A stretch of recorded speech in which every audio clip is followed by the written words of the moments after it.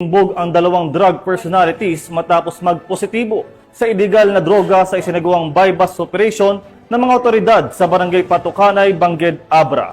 Nakatutok dyan si Patrolwoman Lizelle Digman.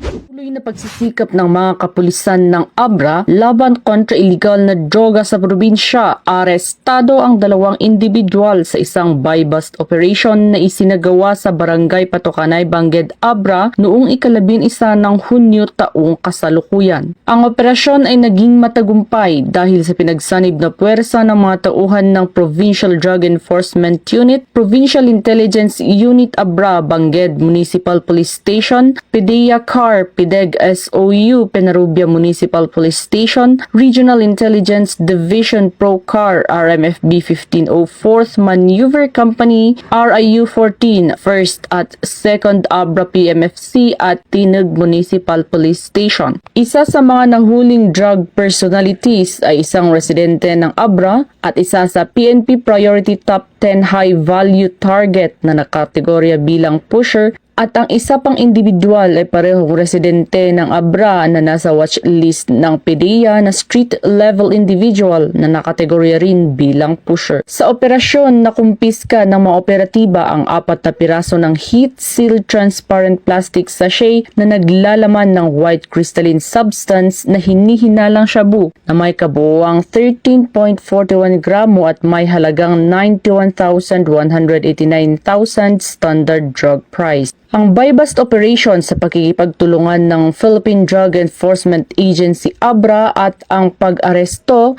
at pag-imbentaryo ng droga at non-drug items ay sinagawa sa presensya ng mga testigo na isang kinatawan ng lokal na media at isang barangay official. Ang mga inaresto ay kasalukuyang nakadetain sa Bangged Municipal Police Station at ang mga kaso para sa paglabag sa RA 9165 na kinilala bilang Comprehensive Dangerous Drugs Act of 2002 ay inihahanda. Ang Abra PNP ay patuloy ang pagsuporta sa isinusulong ng Pangulong Ferdinand R. Marcos Jr.